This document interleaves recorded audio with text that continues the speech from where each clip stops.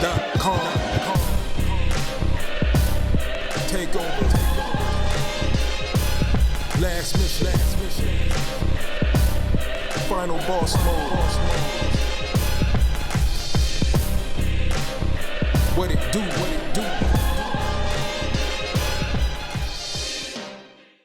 And so now it comes to the main event. The main event, which let's just say I was not a fan of. We have Gervonta Tank Davis versus Yuriorkis Gamboa. Now this fight was going to be at 135 for one of them for a regular lightweight belt, which of course, had me pulling out my fro like, what the fuck? Why do they insist on giving Tank all these secondary belts? Like the one legit belt he fucked it off on the scales. And ever since then, he's had the bullshit titles. And then now, of course, he's going up in weight. And even now, going up in weight, there was still issues. How do you go up in weight and you miss weight, like by 1.5 pounds? How does that happen? In the holidays during Christmas. I don't even think Chavez was that undisciplined. What? Like, of course he was. He's just super undisciplined. Tank was only overweight by like what, a pound? Pound and a half almost, I think. Ooh, I mean, at the end of the day, he made the weight on the second attempt, so. Yeah, no, but it's a non-issue, but it could be an issue. I just look at it like, nah, it's an issue. He's on the I'm scale. talking about the issue at lightweight, bro. Like lightweight, we don't know, cause look, it's the holiday time, man. I mean, niggas eat more around that time and shit. Family. I mean, I don't know about that shit. You know what I mean? But I know niggas be eating with family and friends and all that shit, and so I could understand. And it's not like he couldn't take it off. If he had to make a third attempt, or he couldn't get the fucking fight and the proper weight, and they had to make a concession with the money, then shit on dude. But I can't really shit on him for this. Like, yeah.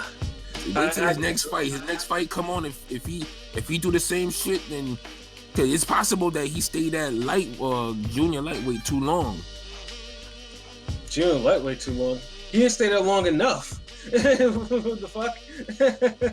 No, because he was fucking up weight then, ain't it? I mean, like I said, like his one legit belt that he actually won at that weight, he lost on the scales, and he's had these issues where he's looked like drawn, like super drawn on the scales or whatever.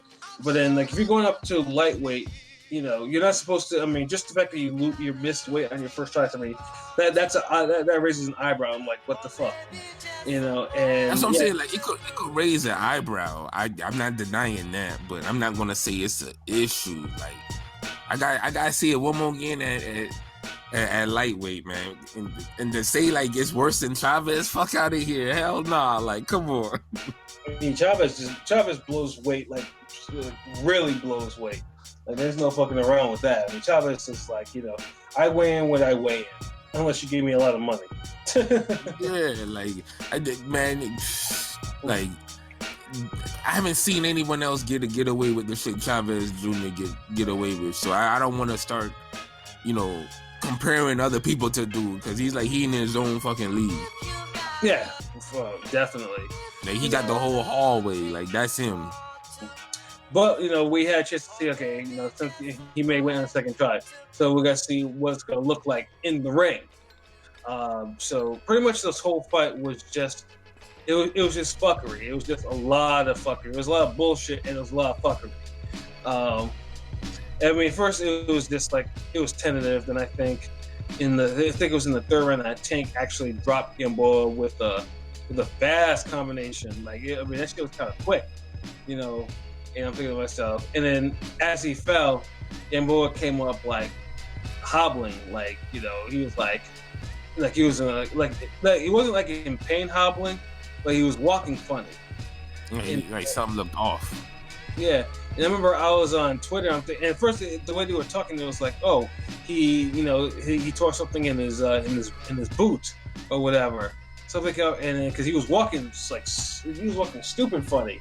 And I'm thinking to myself, and I'm over there laughing like this. I was like, this thing has a shoe malfunction. This shit is hilarious. Because he couldn't plant his back leg to throw like a good power punch. I don't think he was after that knockout he was able to actually land anything effective on Tank except for maybe one combination. But so I mean he was barely landing anything effective before that. That's also true. So I mean they got him in the corner and then they're taping that whole boot up and everything like that. Just to see, and I'm thinking, okay, that's good. At least he taped it up. Bam, he can fight. And he looked like he was actually moving a little bit better, but you could tell that he was really dragging his leg. And then I was on Twitter, and Ishay Smith was talking about, that ain't no boot malfunction. Like he tore his Achilles. Something happened to his Achilles. And I thought, okay, I'm just over here just watching it, and this is where. The eye raising, my eyebrows raised even more because we all made predictions on this fight of when this fight would end. I think P was the one who had it was on. I think it would end later in the fight. Like was it 6 or 7? 7. Yeah. And what it looked like to everyone is like Tank had a hard time trying to put away Gamboa. And that was another thing. Like Gamboa was actually taking them shots pretty well. Actually, I was actually surprised. Yeah, that was the most surprising takeaway from this fight, more than anything. Like Gamboa, like I didn't think he fought all that well, but like his heart, like his heart and his fucking chin were like just crazy. Like he was taking some big punches from Tank. It just made me. It almost kind of had me like, damn. Tank don't have power no more. What's going on? Like, yeah, exactly. I know. See, the thing with me is I felt like he would have got these punches better and through combinations, but he was just trying to land one singular punch at a time. Like, I don't know. Like I thought he would have actually. Usually lands one good super punch at a time, and them shits hurt. Right. Exactly. And you do that for 12 rounds, like. Yeah, and then as the rounds were going, I'm thinking to myself, first of all, I was like, this is some bullshit. But also, I thought this was hilarious because Tank was fighting a one-legged fighter, and he couldn't hurt him all that much, or much less get him out of there. And Tank wasn't even throwing that much, and Gamboa was grappling and holding, so he was. It's still no excuse, man. If you supposed to be if you got next, you got next. And what was worse is that Tank gassed from all that. Like he gassed. Yeah. In the eighth round, he only threw like 15 punches and still gassed. Yeah. Now that's gassing. Like that was like worse than Caleb playing. Yeah, that was worse. And I don't think he never got back his win. And in doing so, Gamboa, just him standing around, Gamboa didn't even have to be effective to make him look bad. Like he was he wasn't winning the rounds or anything like that, but it was just like, Gamboa was just like, hey, hit me. And Tank, it made the fight more entertaining than it was, because I was just, I'm lit, chilling, the other two good fights before it were good, so the Tank fight comes and you're like, okay, like, and after a while, like, you don't get the KO you expected, so now you're just caught up in everything that's going on, the crowd, the shoe fuckery, the tendon, the holding, the super punches. Yeah, exactly. There's a lot going on, and I just feel like Tank damn sure ain't look his best. Like, like, what is this shit on Twitter? Like everybody's like making excuses for Tank, and everybody's on some like, why you criticizing him so hard? Like what the fuck? Like I don't get it. Like why are niggas getting mad because not everybody's like was impressed by Tank? Like, shit happens. I don't think people were getting mad. Although, I mean, I don't know. I can't really call it. They feel like that energy. Like niggas were more mad at it seems like niggas are more mad at the niggas mad at Tank than fucking than Ruiz coming in overweight, like not taking Joshua rematch serious. I will say one thing. I think a lot of it came with how people didn't like how we're being prisoners of the moment, because afterwards, after this fight, people are like, oh well, now he should stay away from Lomachenko and Devin Haney, and stay away from all these people. But yet, we just saw Devin Haney struggle in his last fight, and now people are down on him. So it's like, it's become one of those things, like prisoner of the moment type thing. Well, I mean, if you look trash at the moment, then I'm gonna say you look trash that moment. Yeah, no, but it's Tank though. I mean, just because he has affiliation, with of course Floyd, who everyone thinks, if you're with Floyd, you should be in top condition, and he has affiliation with Broner, who's like the poster boy for shitty conditioning, pretty much. He's one of the poster boys. So you have that, and then more for shitty performances than anything. That too. So you have that, and you're into a ring. You have a spot like this, and you're failing to get rid of an aging, past prime, one-legged fighter like that, and you're struggling to do so. That's criticism. You need it. Yeah. You need to be criticized for it. And it's like you could only overlook so much. Like even even if you chill on the weight, the whole you see how Pat going at him with that. Like, I fell back from that, but then it's like I can't fall back from what goes on in the ring though. Right. And the man struggled. Like he threw like way less than 400 punches. It's a 12-round fight. You're supposed to be the stronger, younger, hungrier dude, and you just showed it in spurts. It's like he was a poor man's Andre Berto. Yeah.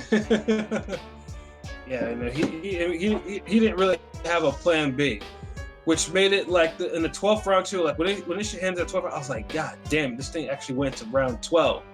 And then this is where I was telling LB, like, this is where I consider a mercy stoppage happened, which Tank knocked down Gamboa for the third and final time, but it wasn't a shot where I was like, okay, Gamboa was knocked out of, the referee just like was like, you know what? Let me keep the streak intact, and just waved it off up top.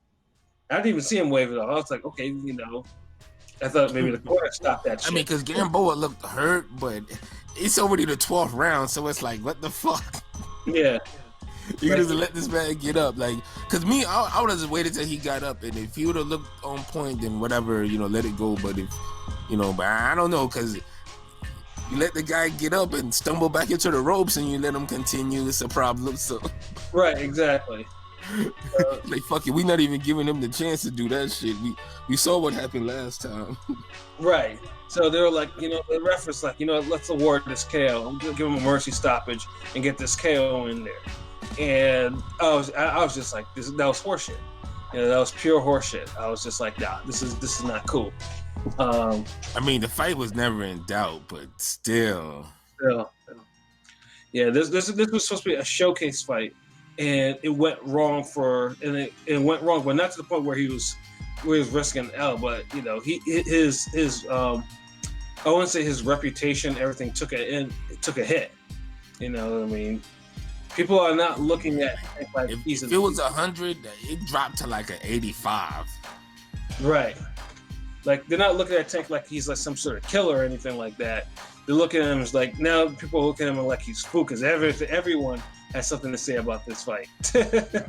Yeah, like I know that if y'all notice a little Twitter back and forth with him and Tank. I'm sorry, him and Terrence Crawford. Yeah. That's been entertaining, but I could see where they're both coming from, because Crawford, fought a prime Gamboa and was getting boxed up and hurt in the damn first half. Right. And he was favored to win, and he was the way much bigger guy. Like, in that fight, you knew Crawford was going to be at 147. Right. Not fighting the best. Oh, yeah. Nah, but you knew he was gonna be at 147 one day soon. You know what I mean? Mm-hmm. With Gamboa and Tank, it's like Gamboa looked like in shape, like he trained, like he took this fight serious. Like you gotta say that. But him and Tank look the same size. It's like you know, they both little stocky dudes that probably need to damn chill a little bit. So I could understand that, and then, you know, Tank ain't lose rounds, but then you ain't look great either. Right. So it's like I feel like they both kind of slapped each other in the face, and now it's even. Like Crawford and Tank, like y'all chill now. Like neither one of y'all looked great. Nah, keep going. But I'm like, I said again, this was bullshit. It was like, you know, this is one of those fights. You know, he should be. I said this was a waste of time. He should be fighting someone else. Like, you know, this should have been the farmer fight. Like, you know, like a fight where someone could actually perceive, you know, that this was on the level. And instead, like this fight, even though he was not in any danger of losing, it lowered his stock a lot. To me, because now he doesn't look as good as all the other guys. Because, you know, Ryan Garcia still looks good.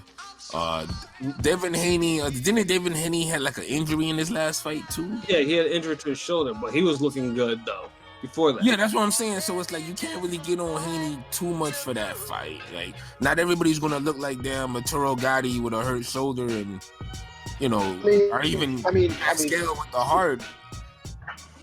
To be fair, all I'm saying is like when it comes to what people are saying with the tech thing and the prisoner of the moment, people are like I don't look at it as an indication of what he'd be like against anybody else. I think it's just a bad outing. It's learning. He needs to learn from it. He needs to be more disciplined. I don't think it's just a talent. He didn't show me anything Tank talent-wise. He just showed me what I know about his discipline or lack thereof. Yeah. Right. Yeah. I mean, but we knew his discipline wasn't already on. Like I don't know. It was just an overall bad look, because you could look at his bad look on the discipline. It's a bad look on the boxing skills. You know, he couldn't apply better pressure. You know, he couldn't get his punches off like he should. He couldn't throw enough punches to really run an old guy out the ring. So, and you had the opponent. It was a showcase fight. Yeah, you fighting 3 times a year, but, you know, they showcase fight. So, showcase. I mean, when showcase fights, he was showcasing. Right, you know, and, you know, it wasn't the showcase that people wanted to see. You know, yeah, like, low key, that's all you gotta do. Like Tank is in the stage of his career, like he has it good. He has a name. He's the casuals love him. The market, his fans love him. So they're at a stage where they're not expecting too much from him. All he has to do is fight often and look good. Right. He don't even have to fight good opponents right now at this stage. Like, although he needs to. Of course he needs to, but like he needs to in the sense of like his legacy wise, of course.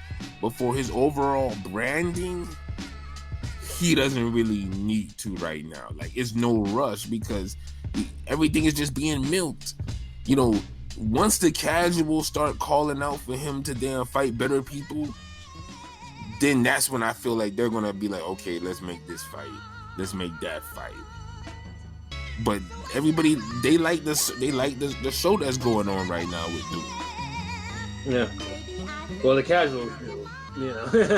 Yeah, I mean, that's what they marketing him to for. Like, they doing like, cause it's the thing. Like, look at the era. Like, everything gets more watered down as it goes. Like, you saw Zab crack the scene with the whole urban market, rapping and all that shit, and the hip hop crowd and all that. And we seen that evolve. Yeah, but even then, though, Zab still fought a hell of a lot better competition. Oh, of course. That's the whole point I'm trying to make with the whole everything waters down. Because after Zab, the next person that kind of hit that market was Broner. And yeah. Broner was still fighting way better competition too. Right. So now, the next person to hit that market again is Gervonta Davis, is Tank, and his competition is way lower than Zab and Broner's. And he's not even looking as lights out as they were coming up either. Exactly. Like compared, like, do you think Tank could beat a fucking Mickey Ward at this stage? No. I don't think so. Like, I wouldn't put money on that. Right. You know, Not so to say he can't, but I mean, I'm just saying. But I know that we've also talked about spoiling on the Vine too. It's like, you know, there's only so many of those fights you can take before regression starts, and we've seen it with other fighters. So that's why I'm thinking, like, it's time. You know, I mean, granted, they need to address his conditioning. You know, clearly he has conditioning issues, but it is time for him to fight some serious opponents. It can't just be Pedraza be the only one so far. You know what I mean? So Yeah, exactly. Like they gotta get it moving with that. Yeah, exactly. And then with Gamboa, though, I mean, Gamboa's 38 years old, and if it is true his Achilles was ripped or pulled or whatever, Yeah, I don't know about all that. I mean, Gamboa should probably start thinking about retirement. Like, 'cause, I mean, one thing about the promotion that was killing me is like they kept on propping his win over fucking Rocky Martinez as like this. You know, this is an important step for me to regain championship form. I'm like, you just beat a man who's probably more finished than you are. You know, I'm just like, that's nothing. You know, so it's just like Gamboa should probably start thinking about bowing out from the sport. You know, before it becomes like, before he turns into like make that Juan Manuel Lopez fight, bro. Oh God, will you stop it? Nah, we live in a day and age where niggas just be throwing anything together. So I mean, if we got Roy Jones Hopkins too, like, I mean, we should get that now. Yeah, I mean, didn't Lopez fight the fucking trainer that swung on him in the one fight? Like, I don't know, bro. All I know is that I don't want to put that fight in the air for damn sure. too late. Y'all gonna hear about it in 2020. 10 years too late. But I gotta see the I'm waiting to see the doctor's like report to see what exactly happened with Gamboa, because I don't know. Even though Ishii saying it, and like some people, and even though he's saying it, like, bruh, like, if you tear your Achilles, you can't even move on that shit, let alone fucking plant your leg to throw punches. Like, yeah, I don't know about all that shit. That's almost worse than a fucking knee injury. Yeah, it's way worse than a knee. An Achilles injury is one of the worst injuries you can have. Nah, nigga, it's not way worse. I said it's almost. Fuck out of here. Way worse, nigga. I beat your ass, nigga. Nah. Oh man, I'm fucking with you, man. It's all like, you know, pain is relative, man. I could, you know what I mean? But I think it is time for Gamboa to say, had a decent career. It was always one of those what could have been. I've been one of Gamboa's biggest fans since he debuted. So like that's why I didn't even want to see this fight. I knew how it was gonna end. And I'm like, damn, I don't want to see Gamboa go out like that. He's had a decent career. I just felt like he was mismanaged. Like, I think he was just wrong. He was with the wrong promotion early in his career, and he got sacrificed to Crawford, and it's like he was still a draw himself. right.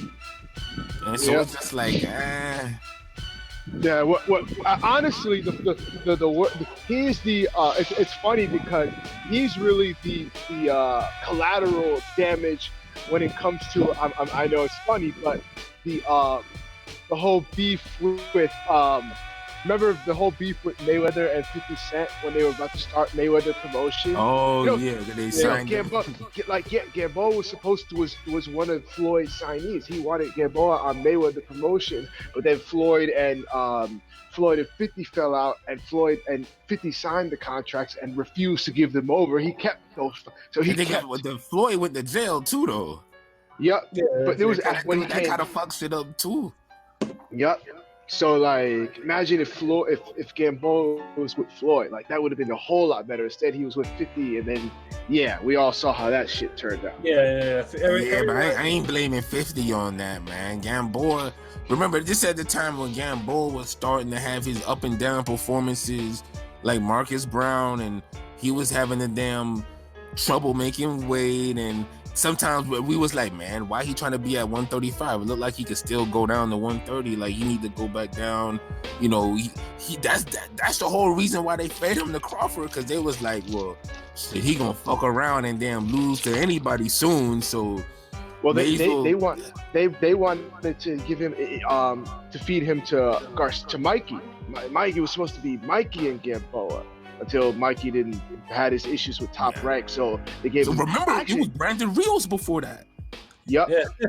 but even then, that would have been the fucking fight. My goodness. Gamboa never should have happened. Yeah, I mean, it just seems like Gamboa missed on. I mean, with the exception of the Ponce fight, I think the Ponce fight was probably the only fight that actually came to fruition that for him, and even then, that fight wasn't that great. yeah, for real. I mean, Gamboa fought some names. He got the Salido fight. Yeah, it's just like you expected more from him, but I feel like he just kind of got mismanaged. But he had a little. But as far as the work ethic and training, and you know, that's all on him. It is. I can't blame 50 for that. 50, you know, did his part to the best of his ability. He had the stacked against him too. It was just, but yeah, because 50 was being kind of like, not really, like, he was being frozen out because these promoters wanted to fucking work with him, know that these guys wanted to sign with him. So, yeah, it was just, and I'm saying it's not 50's fault, but it's just fucking his issues ended up having, effect on Gamboa. Yeah. But then look, shit, he did all he could for Billy Dib career, shit. Oh God! Don't compare that motherfucker. I'm just saying. I mean, hey, he was a champion. I mean, he was a 50 went after him like first, and of course Billy Dib after signing would lose his belt to a replacement opponent. Oh, that was classic. It's crazy, but the one major takeaway I got from the Tank fight is he didn't look like he got a lot of punishment during the fight. Like as far as like he took a few decent punches, but nothing crazy. But the way his face looked after the fight, you would thought he got jumped by 3 dudes. Yeah, I mean, it took the power well, but it showed that shit. Hold on, wait. Who's outside, like getting blown away, like by a tornado or some shit? Oh yeah, me. My bad.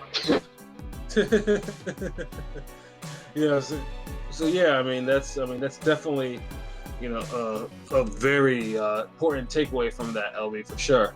But I just, I think at this point, Gamboa. Like, yeah, I mean, he took those punches, and like I said, I mean, his face showed the effect of it. So that's why I'm just thinking, he should just lay low and just like quietly retire. He has nothing left to give to the sport, and he shouldn't have to give it to being a jobber. Because you don't want a David Hayes situation where you have another fight and similar, thing happens again, similar accident. Right. So I mean, but it happens. I mean, Tank has something to build on. Gamboa has something to think on. And I mean, the 135 is just an episode of Days of Our Lives. It's to be continued to see what's the next move, what one of these cats make, or what's the next move Tank will actually make. And hope and take away from him actually learning from this fight. He kind of gets shuffled at the bottom of the deck now. Like I know everybody's gonna leave the year, with Teofimo Lopez maybe at the top for the young guns, and Haney Garcia next, and then Tank brings in the rear, but he's the biggest star out of all of them, though, no doubt. Facts. Yep, he's the money man. And if you the money man, you know, I feel like you set the precedent. So you got to have somewhat of a skill level that, you know, puts you evenly matched against these guys, and it got to be on display at all times. So you don't want to be the money man and to be the food man too. I'm trying to see. I'm thinking right now of who's a good next opponent for Tank in early 2020. Shit, Tevin. When Fight Night came out. No. Tevin Farmer. Damn, I didn't even start no career. He said Tevin Farmer. Yeah, Tevin Farmer's the next for Tank.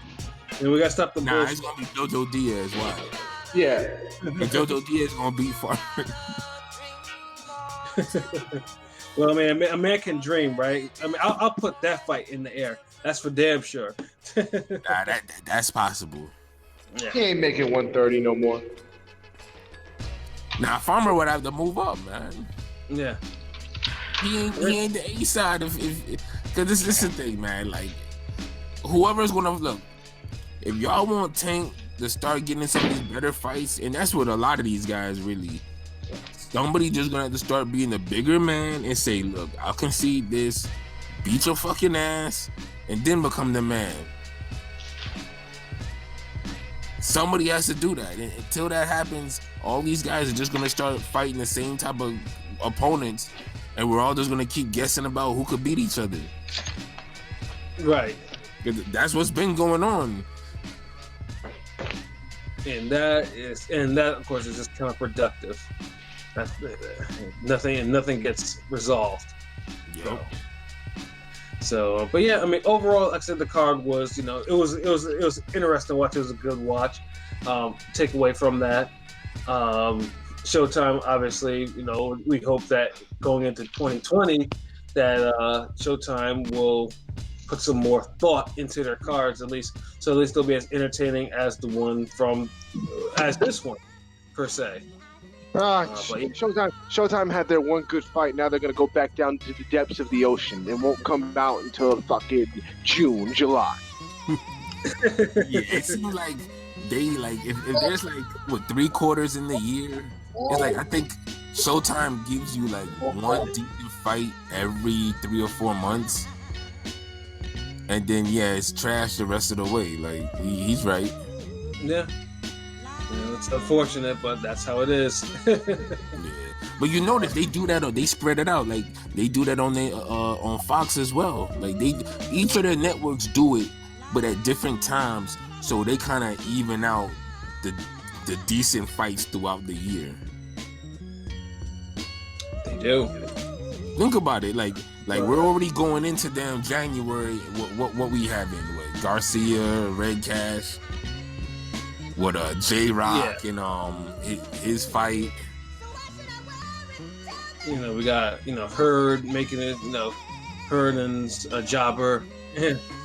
Yeah, so it's like you're gonna get these fights. You're gonna get a wave of these fights. Then you're gonna get a wave of like better fights within a wave of the same type of fights. It's just fucking crazy, man. I swear. Oh man, yeah. Boxing is crazy sometimes. Showtime is crazy sometimes.